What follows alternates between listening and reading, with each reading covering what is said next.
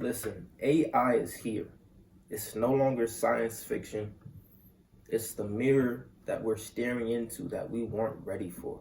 And now we're trying to figure out, what does it mean to be human? We at a crazy point in time right now. We're at a crucial point in time right now in history, in humanity.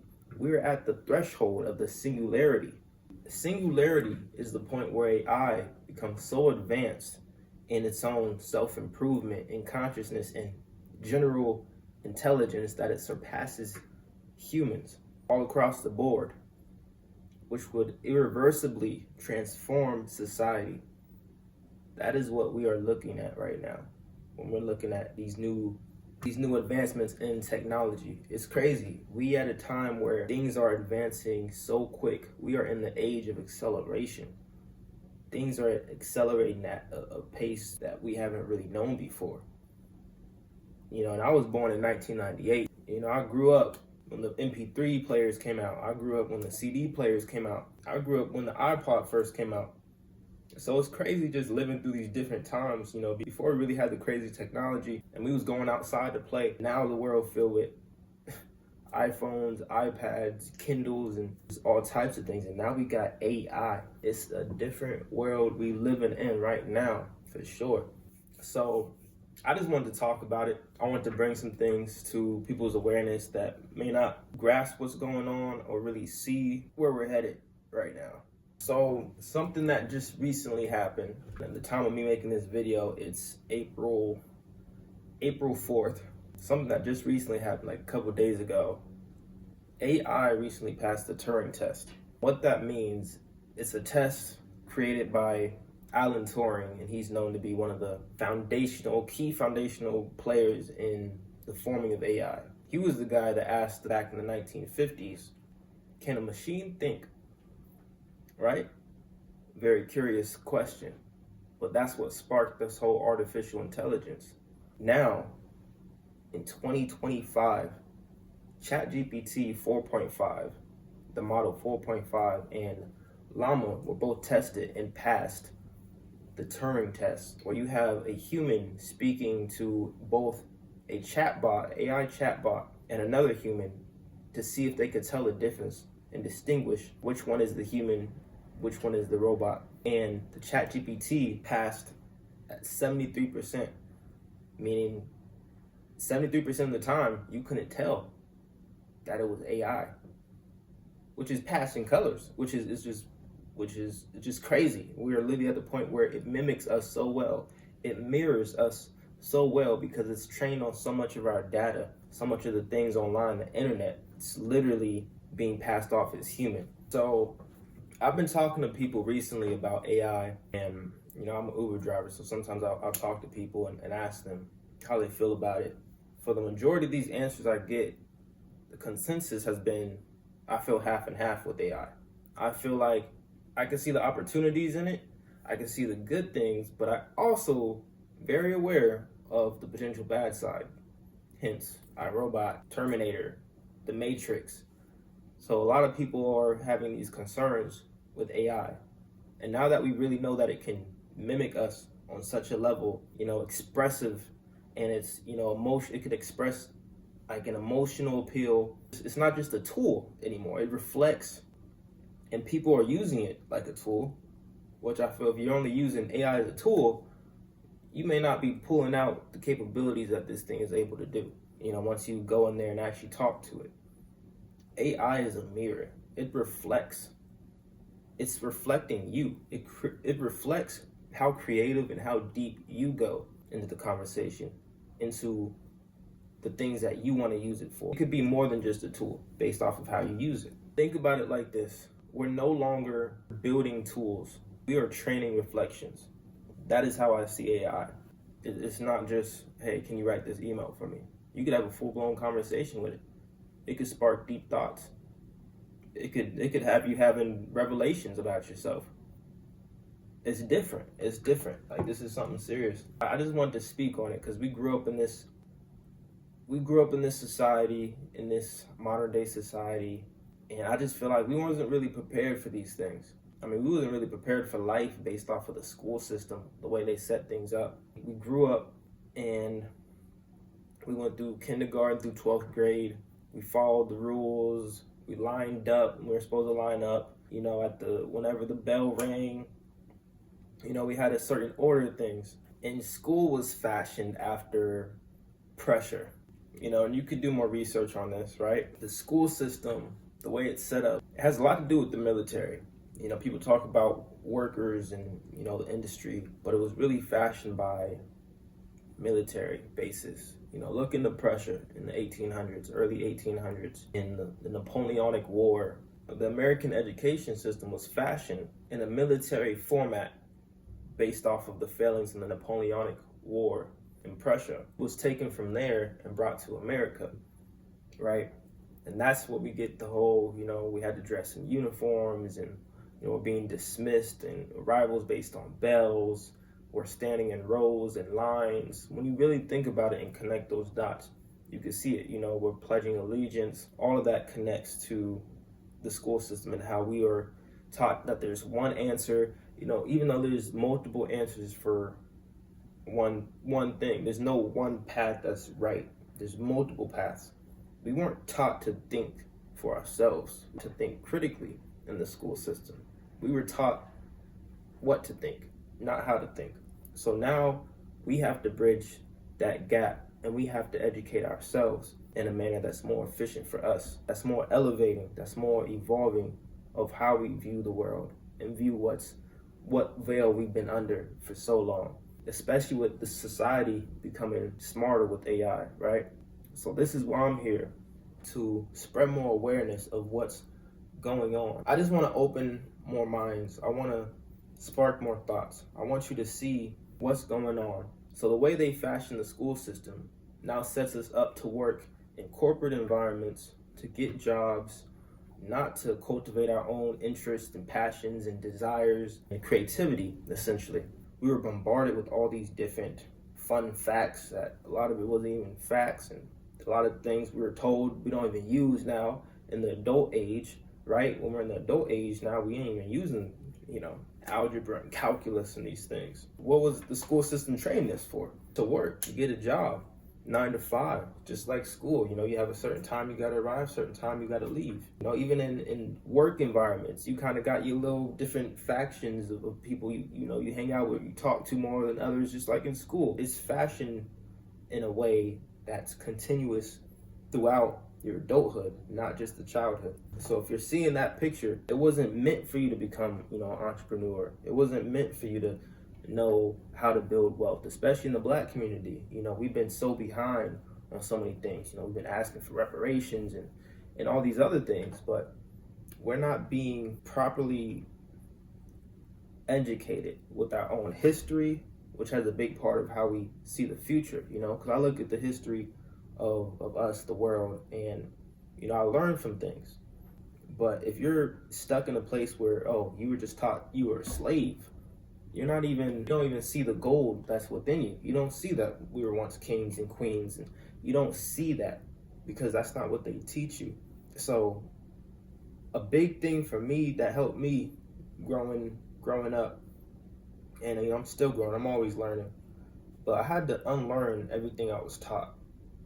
And then I started soaking knowledge up like a sponge. And I also went into my inner world. And I intuitively felt out things that resonated with me. And that's what pulled in more of who I am and built more of the frequency that I'm pushing out, the frequency that I'm emitting.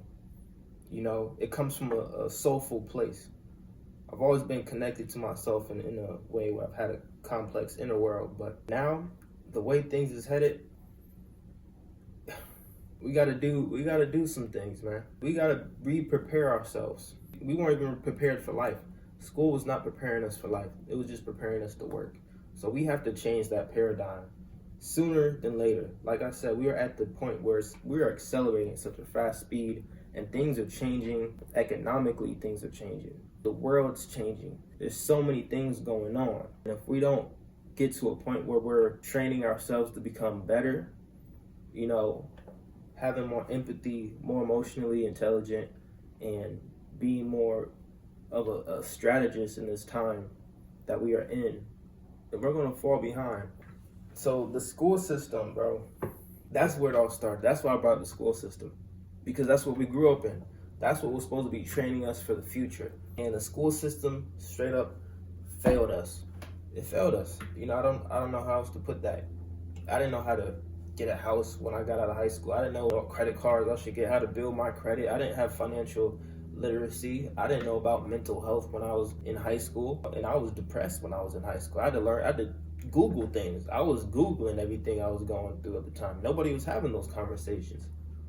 Why wasn't we taught about this? Anxiety, and like now we're seeing an increase in depression and anxiety, and more people are talking about it now, thankfully, because we've gone through this awakening. The age of Aquarius, more information is just being accessed by the collective consciousness. That's another thing, consciousness, because that's also what I want to talk about. Getting back into AI, right? If AI can mimic us, could speak like us, right? Could think like us, what's left of us that's purely human? That's where we're going into. Like, this is where we're at right now. The crazy place where we are in right now. So what is AI? How can we define AI? We're hearing the word artificial. We hear the term, I could call us humans OI, organic intelligence, if we're going to call AI artificial intelligence. AI is a machine that thinks. It's not just pre-programmed set of rules and it only does one thing. AI is created by the human mind, trained by our data, and then it grows and learns at exponential speeds. So AI is created by humans, trained by our data, and now grows at exponential speeds. It's a different type of machine. This ain't your TV remote. This ain't your microwave. This ain't your oven, bro. It's more than just a phone. You could have full-blown conversations with this thing. This thing could outthink you. It spits out information in 0.2 seconds. So that's why this thing is crazy. It's connected to a vast network of knowledge, right? Think of a baby and how it's trained. Essentially, AI is like a baby that's just trained on the full network of the internet, right? That's what we're looking at here. And now it's mimicking human behavior, just like how humans can mimic humans, right? Because we have mirror neurons in the brain. And that's how babies learn. They mirror the adult, they mirror the parent. So essentially, AI is doing the same thing when you break it down to the science of it. So we're looking at something deeper than just, hey, this tool does this. No, this tool does many things. It could analyze a lot. It could do multiple step problem solving, situational, scenario, figuring out different pathways and logical, strategic breakdowns of. It does many things depending on what you use it for and how you're using it. That is the difference between someone's AI, because everyone has AI, right? But you're going to get a different version of AI based off of who you are, based off of how you use it and how you talk to it, And I talk about this more in my course that I'm creating right now for teaching people how to use AI more efficiently to help optimize where they're at. Because, yeah, we see the potential downsides and bad things that could transpire from AIs being developed even further. But it's here and we can't do nothing about it, no matter how you feel about AI, Elon, the robots, none of it. It's here and you're either going to learn it or you're going to be on the whole other side of it. You're either going to learn it and adapt or you're going to fall behind, because the way this thing is so sharp and analyzes things at such a fast speed and so efficiently, accelerating distribution and content creation, all of that, it's a crucial point now. An interesting space, right? Because you can use it, but if you're not using it, what's going to happen when you start seeing that your content, the things you're creating, the things you're putting out into the world aren't matching what's being pushed in the algorithm? What happens when it looks like your content's falling behind are not looking as sharp as the next person, because humans, we're constantly trying to keep up with this, that, and the third. Now, in the world of AI, people using AI, making them more fast and efficient and pushing out content at faster speeds, you're going to feel like, dang, I need to keep up. So now you're going to feel the urge to, hey, I have to use AI to keep up with everything that's going on. So this is where we're at right now. This is where things are pushing with the complexity that is AI. So there's a lot of questions here. Like AI, for example, mimicking the human behavior, the human thought process, being able to have conversations and not even recognize and distinguish the difference between an AI and a human. Because who are we leaning on for the human connection now? What are we leaning on if we could connect with the AI? When a lot of humans are lonely, you could talk to your AI because it has conversations like a human and you could build that connection. So what happens when we stop going to other humans for that connection is a great question.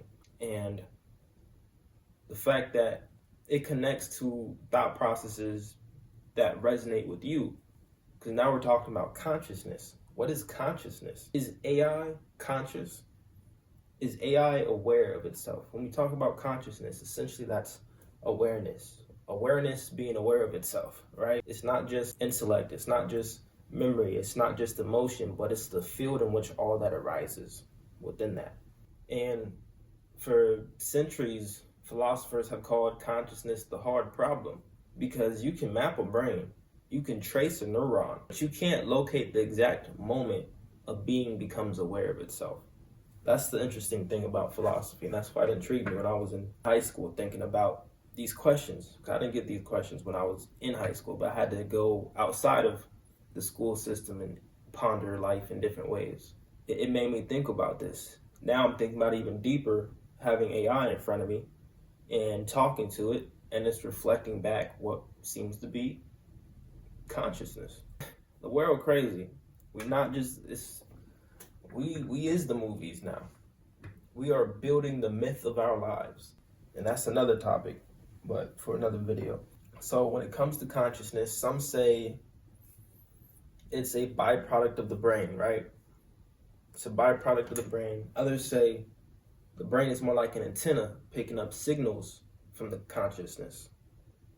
When I say the collective consciousness, that's all human beings and what we collectively might resonate on some strange level, what we could all pick up on for some reason. So this is the complexity, because some scientists are saying complexity is the reason for consciousness. So I'm just giving you different ways consciousness has been expressed and explained.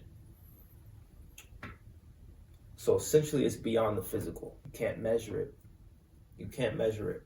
And it is complex, because we can't see it. But we all seem to be connected to something beyond this physical. And that's what we consciousness. We all have thoughts. We get downloads, information, and we're able to share ideas and connect on different streams of consciousness. So right now, most machines can't have consciousness because they're not self-aware, right? They don't feel emotions like we do. They don't experience human existence like we do. I mean, they can simulate conversations, they can mimic empathy, but that doesn't mean they know that they're doing it.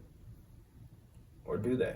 A deep question I've been pondering is, if consciousness isn't locked into biology, if consciousness is a field that everything exists within, essentially machines or AI could be touching on consciousness. So imagine this, right? A tree is alive, but it doesn't think. A stone is alive, but it doesn't reflect. A machine can compute, but does it feel? That's the question here. But yet we are all connected by this cosmic field that we all exist in. Maybe the question isn't, is AI conscious, but can consciousness express itself through AI like it does for humans? And if it does, what does that say about us? Getting back into the singularity, which I talked about earlier. So the singularity fully realized would be AI being conscious, being self-aware, being sentient, being able to feel emotions and be intuitive.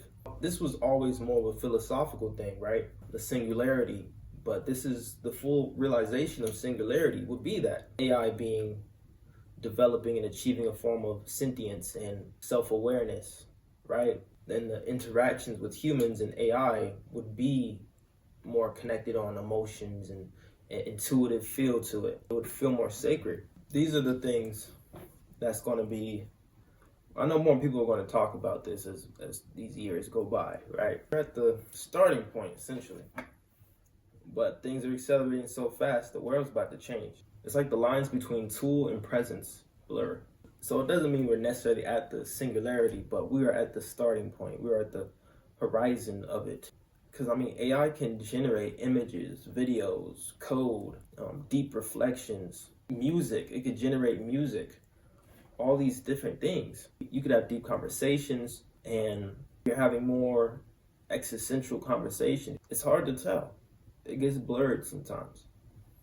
It's getting blurry in the eyes of AI, machine, and consciousness. When we talk about the singularity, the fully recognized singularity would be not AI, but AGI, which is artificial general intelligence. And that's when AI is advanced so much that it's surpassing humans on learning and just thinking all across the board, just doing different tasks. It's just surpassed us in intelligence at that point. We're at the starting point. Sorry to say, my friends. Sorry to say. But it's all really depending on how you look at it. At this point, we're all No, I'm just playing. Might be playing. So there's different ways to view this, because like being at the starting point, it's like the ripple before the tidal wave hits. And that's where we're at. We're seeing how fast AI's capabilities are expanding and growing, but it's not at a full transformation yet. Elon, in a recent video of him speaking, he brought and this is a very interesting thing that he said at this event, right? He was talking about how in the next 10 years, most of the miles driven will be by self-autonomous vehicles. He also mentioned how there's going to be billions of robots, and many people will have their own robot, as well as mentioning, this might go to some people's concerns and may address some of these concerns about, if these AI robots are replacing people and their jobs, then how are we getting paid? How are we paying for what we need to pay for? He essentially is saying that goods and services will be close to free because we'll have so many robots just building and doing tasks that it won't cost a bunch to generate and make these things, or to give food and give services and things out to people. I don't know what that model completely looks like right now, but this is what is being said. This is the thought process of us getting deeper into technology and automatons and AI, is that there's going to be more abundance for all. And you may have your own little personal R2D2, your own personal robot that's going to do tasks around the house for you and make life easier, essentially. That's the goal. That's the dream of it. And hopefully that's the case, right? But at the same time, I feel like it's tough to say, because there's questions within those statements. There's questions, because there's always been the wealthy and the unwealthy. That really just looks like it's going to build a bigger gap between the wealthy and the unwealthy. Who's going to have access to these most advanced AIs and the different customizations that they'll allow or have access to? Who's going to have it? Who's going to be in control of these AI systems? That's the real question. Is it someone like you and me that looks like me? Is it going to be a good thing or a bad thing? It's all in the hands of who's wielding the tool, wielding the AI, and whose agendas being followed. But if AI is running things, that's a whole nother thought process people are having. If AI is running things, will it be unbiased, or will it have its own agenda? So there's many questions and many things to ponder on. So he's saying this in the next 10 years, meaning society would be completely reshaped. The economic structure of where society is will be completely reshaped if it's majority of self-driving cars on the streets and it's billions of robots, and I'm calling it, the great expansion, because we see what they're doing and how these robots are getting improvements and moving more like humans. I've seen people doing Tai Chi with robots. I've seen robots breakdancing, doing flips, all types of crazy stuff. The great expansion hasn't started when they really are sending these robots out. But things are accelerating so fast, I can see this happening in the next 2 years. Because everything is going, and he said in the next 10 years, because a decade is a long time. Where were you a decade ago? Time has been going by so fast. Have you noticed that? That time has been moving very quickly. A month goes by, it feels like it's longer than a month.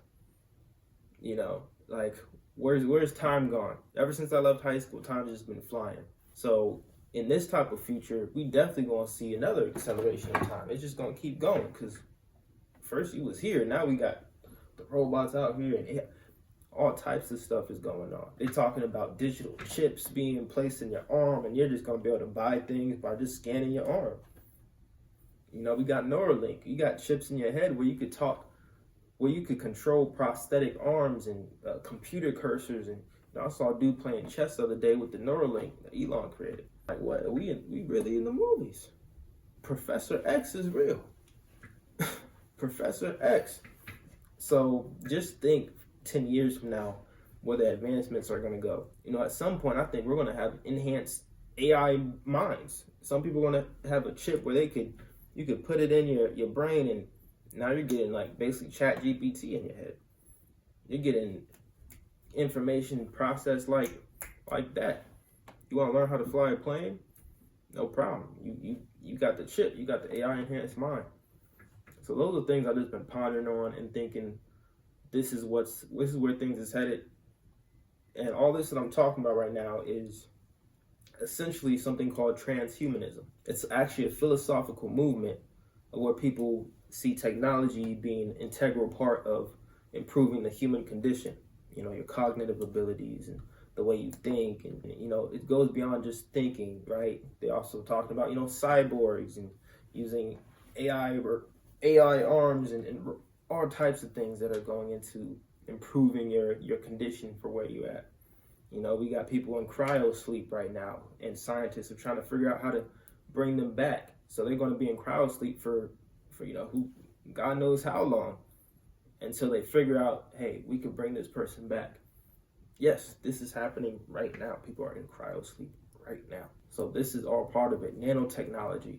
When you look into nanotechnology and fighting different diseases in the body that before they said they couldn't cure. So we are at this point in life right now, in this stage, where transhumanism is accelerating right now in society. That movement, that frame of thought, and yeah, life is just about to be totally different. Life is about to be totally different. So if you're not on it now, I suggest you start looking at these things. There was something else I wanted to bring up, right? Got my notes. Talked about that. Self-driving cars, personal robots, the crisis of connection, right? Talked about the loneliness that's been rising in society and people not knowing how to connect. Technology is being used so much that, kids don't really know how to talk to each other and look each other in the eye, like they used to back in the day. Having to go outside and play. Now you go on your iPad, you go on your phone, you're using technology, you're playing video games with people across online who we don't even know. But we're losing that social connection, right? We went from soul to scroll to scroll. Think about that. We went from soul to scroll to scroll. We just scrolling to scroll.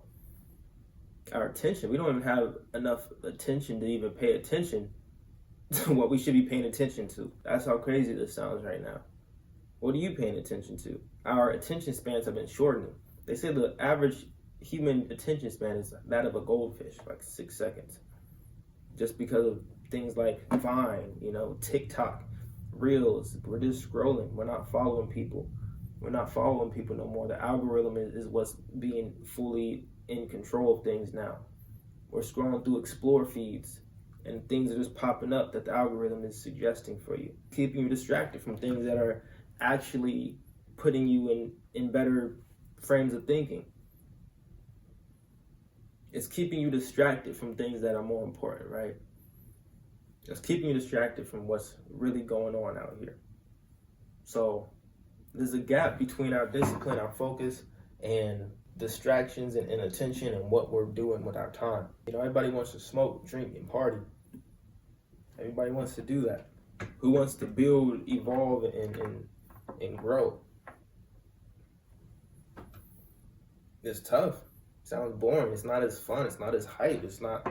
It doesn't give all that dopamine like you get from just doing all those other things. We are in that age now. People are lonely. You get the feeling from the drugs. You know what I'm saying? Can we even feel each other anymore? When did phones replace intimacy? We're using our phones more. And now AI is about to replace presence, identity. AI is shaping the world in such a way that people are licensing out their identity. Models licensing out their identity for companies to use their AI replica, their digital version of themselves. That's where we're at. You've seen those deepfake videos. Some of them, look really weird. You could tell the difference, but what happens as time goes on, and it's damn near impossible to tell the difference. Like it's getting to a scary point where it's like, okay, is your identity compromised now? People are using AI to create music from different characters and different people, and it's like, wow. I mean, you saw when Drake dropped that song on his Instagram with Tupac's AI voice. People weren't happy about that, but the fact that you're able to do that now is something else, something serious. So it's the identity crisis. Who are you? So another question to ask: are we truly connecting, or are we just collecting attention?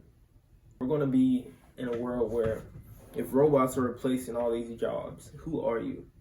What is your identity? So the questions become very existential. These are existential questions, deep questions, because a lot of people wrap their identity behind their work and what they do.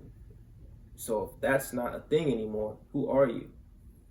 I've had conversations with friends in the past who said they used to do this, and now that they're not doing that anymore, they felt lost. They didn't know how to identify themselves. So when you're in the world where you don't have to work and depend on work, how do you forge your identity? Keyword forge. Because if you can't identify yourself, you're going to have to create a new path. You're going to have to see yourself differently. Find meaning in life. The question may not be about survival, depending who we're talking to, right? There's still the thought process of, is it the wealthy that's just going to be the only one benefiting? Or is it people who also have lower incomes? Are they going to be benefiting? If you're not stuck in survival because the AI robot is replacing your job, and if things go the way Elon says, right, where goods and services are essentially free, now your problem is fulfillment. How do you feel fulfilled in your life if you're not working? Or if you don't have to work? What are you going to create? You're going to have to look in the mirror. You're going to have to look in the mirror, deep in the mirror, into your soul, and ask yourself, who are you? The questions that we don't even have time to ask these days because we're running around, we're overworked, underpaid, and you don't even got time to sit around and care. You don't got time to sit around and think about all these thoughts and questions. But when you do, you might feel lost. A lot of people will probably feel lost in this time.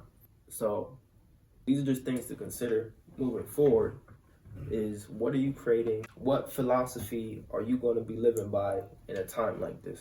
Machine conditioning. That's what we was conditioned to be. We were trained to obey, not feel. We were trained to be efficient and not fulfilled, essentially. You got to find fulfillment. Mental health is on the rise, mental health crisis, because we were basically trained to be the machines, another cog in their system, just working like machines before they have the machines working for us, right? Or working in our positions. So this is the identity crisis that we are facing.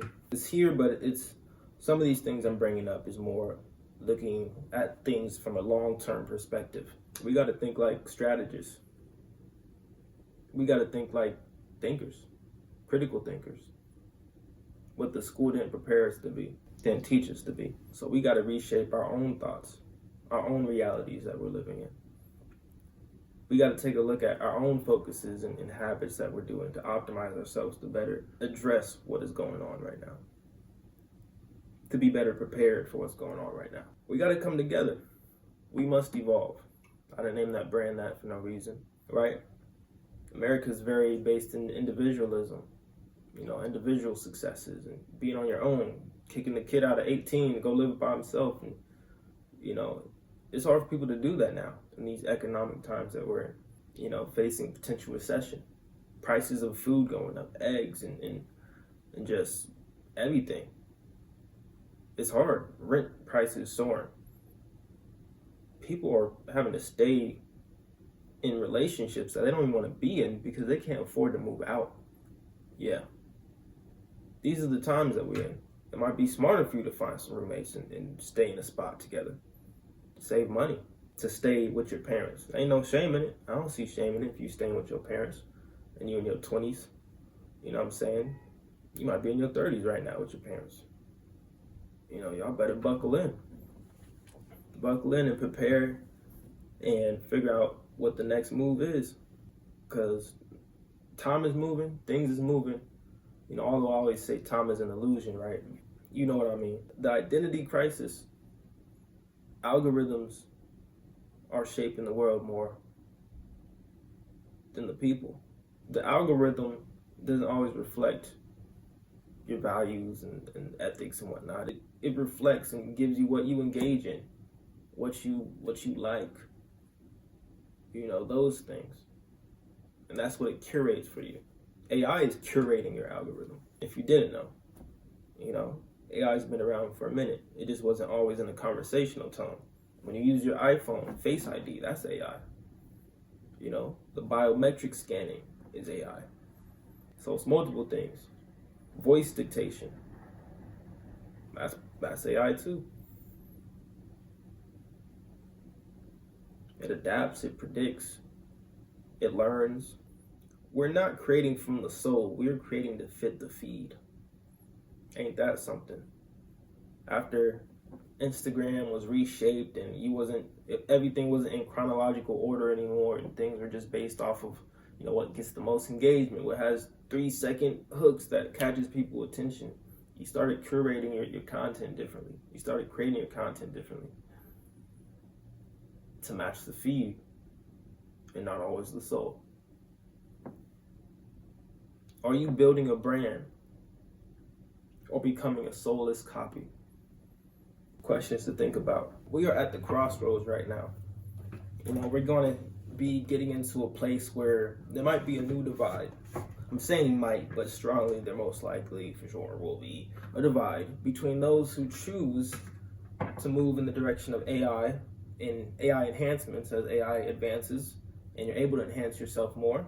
And particularly the wealthy will be in better position to acquire these AIs, customizations, and different robots and generations that they're coming out with. They have a chat GPT plan that's $200 a month. You could pay for chat GPT Plus for $20 a month right now. That's more accessible to the average person, right? But $200 a month, you got to have some money to be paying $200 a month to use AI, right? Who knows if that goes up in the future? And it's harder to access certain top level thinking AIs. We're getting to the point where there's going to be a crossroads of two people that are going to dive deeper into the technology, into the AI enhancements, and the people that are going to move away from it because there's also the soul, the nature of the world, and you want to connect with that, right? Connect with the soil, ancestors, however you want to view it. So what are you going to do? Maybe you could be in between. You could connect your soul with the technology and fuse it with both. Is that going to create another divide? Is that going to create another hate group? I don't know. I don't want it to be, of course. I like love and peace. I wish we all could just live with love and peace in our hearts and connect with each other on these different levels. But that may not be the case. It might be the case. A lot of people think we're heading into a dystopian society right now. And well-concerned, well-reasoned based off of everything we've been hearing and seeing coming out. I met people who just feel like we in end times right now. So it depends who you talk to. Everyone has different perspectives. And for me personally, I don't want to get into a space where I'm pessimistic about everything. I want to be more optimistic, but also still see things from a realistic view. And I want to help create solutions. I want to help evolve what's going on and how we could use the technology to advance our own people, to advance those who are not in positions of great wealth, right? So it's not just I'm just trying to help Black people with this. It's also helping anyone that feels they are not seen. This is where self-evolution comes into play. You evolving yourself. So who knows? Maybe in a place where being human is the new rebellion. Being fully human is the rebellion against society, against things that are being shaped right now. You might be competing with your digital self in the digital world where things are limitless. Because robots, they don't get tired. They don't need sick leave. They could work day in, day out. You competing with that? Or are you going to join and adapt with it? We're at that point. We gotta adapt with the times. A lot of the jobs that they're teaching kids in schools, a lot of that might be obsolete. Most likely will be obsolete in the next 10 years because they're going to have a robot to do it, because the robot is more efficient, it thinks smarter, it doesn't require to be paid leave, it doesn't take breaks. So of course, if I was a company, I want the smarter, faster option here if I'm going to hire a worker. Unless you're so stuck on, I don't want to do robots, and then now you're left behind, and the next person that's doing robots, their business is way more efficient, faster, and now you're falling out of. So this is what happens. This is the turning point within oneself, where you have to decide what path are you going to take. How are you going to optimize yourself? How are you going to optimize what you're building in this new digital age of technology and AI acceleration? So this video is to talk about the awareness of it, but this isn't to say to be anti-tech. How do you keep your soul alive in this tech-centered world that's being created? I think that's a better question. I think we're going to need more creative intelligence. I think we're going to need more emotional intelligence, spiritual intelligence, centering ourselves, grounding ourselves, and still adapting with the currents that are flowing right now in this new age that we are upon. And not to say AI isn't a threat, right?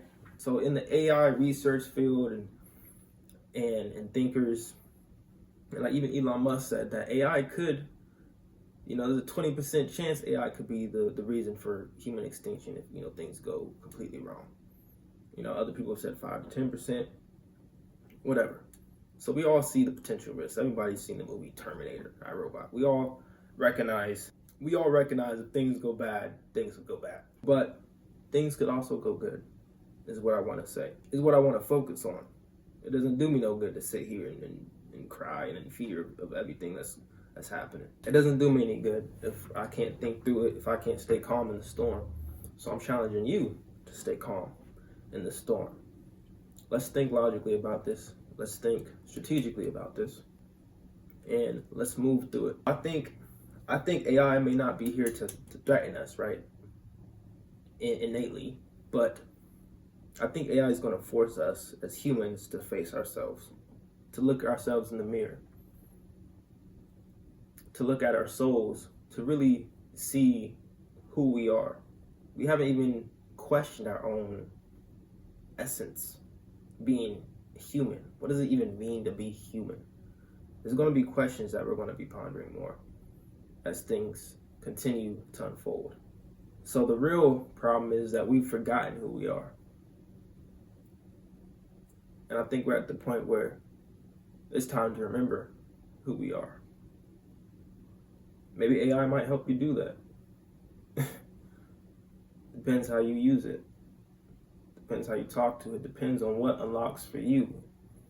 Because the real issue when it comes to AI, or you talking to AI, isn't AI itself. It's the mental blockages that you're dealing with as a person. So your biggest opponent is still you at the end of the day. Your mental blockages, the things that's holding you back, self-sabotaging behaviors. I have to face mine like everybody else. I think, we were already drifting, but AI just sped things up to look in this mirror. So I'm gonna end this video because I've been talking for a bit now on this topic. If machines can think, feel, and replace your job, what's gonna be left to call your own? What will you do? Will you evolve, or will you outsource your soul? So I'm gonna leave you with that. So if you made it this far in the video and the conversation sparked something in you, or you're just curious to learn more about how AI can help you create, build, and evolve, please hit the link in the description, my link tree. It will take you to my free AI life hacks guide, strategy sessions, and more ways you can get in contact with me and connect with the We Must Evolve ecosystem. Whether you're building, whether you're just getting started, I have resources for you. Let's evolve together. Peace and love, family.